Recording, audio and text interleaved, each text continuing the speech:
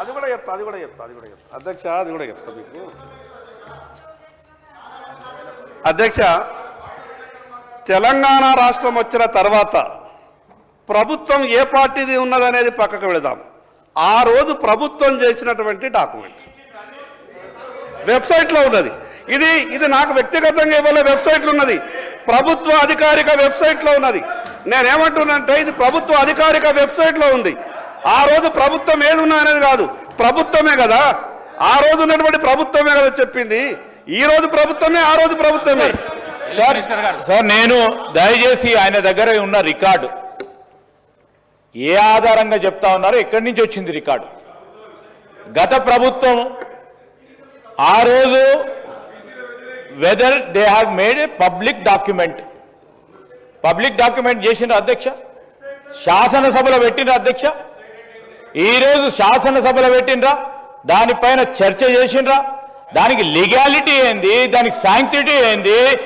దానికి శాంక్టిటీ లేదు, లీగాలిటీ లేదు. డాక్యుమెంట్ పట్టుకొని ప్రజలను పక్కదారి పట్టించే ప్రయత్నం చేయకండి. మీరు బయట రెండు పక్షాలు ఒకటి కావచ్చు, లోపల కూడా అదే విధంగా ప్రస్తావన చేస్తే ఎట్లా అధ్యక్ష?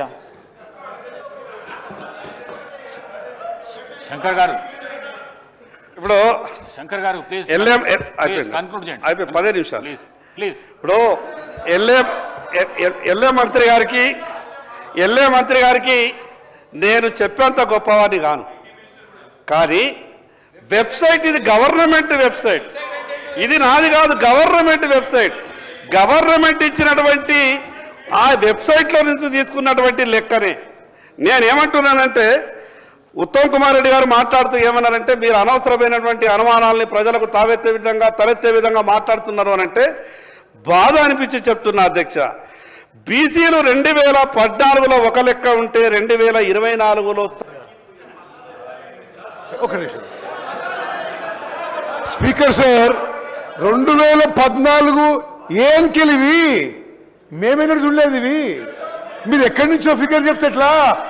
2014లో నో ఫిగర్స్. మీరు 2011లో జాతీయ సెన్సస్ కోట్ చేయండి, 2017 కోట్ చేయండి.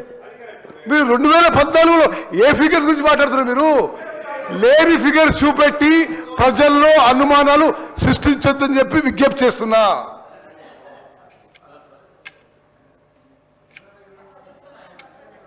అధ్యక్ష, దయచేసి పదే ఇంటర్వ్యూని కాకండి. ఇప్పుడు మీరు మొదలే చెప్పినారు ప్రతిపక్ష పార్టీలకు సంబంధించి మీ సూచన సజెషన్స్ ఇవ్వండి అని చెప్పి. మీరు ఏదన్నా ఉంటే మీరు చివరగా మాట్లాడండి. ఇప్పుడు మీరు ఈ విధంగా 4-5 మాట్లాడితే, ఇప్పుడు అట్లా కాదు. వారు ఉత్తమ్ కుమార్ రెడ్డి గారు ఏం చెప్పారు? మేము 10 సంవత్సరాలు పరిపాలన చేసి వాళ్ళు 10 సంవత్సరాలు. మరి 55 సంవత్సరాల పరిపాలన ఎవరు చేసారు ఈ దేశంలో? ఎవరు చేసిండ్రు?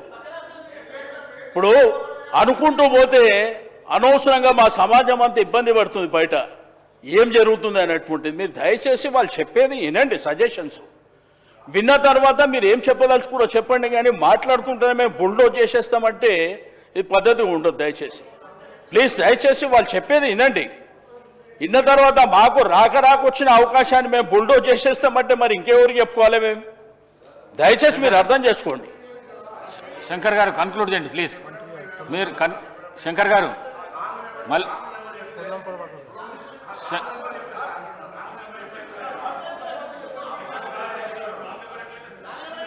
శంకర్ గారు ప్లీజ్ కన్క్లూడ్ చేయండి. చెప్పిందే చెప్పకండి, ప్లీజ్ కన్క్లూడ్ చేయండి. ఓకే అధ్యక్ష, నేనేమంటున్నానంటే అధ్యక్ష, మీ ద్వారా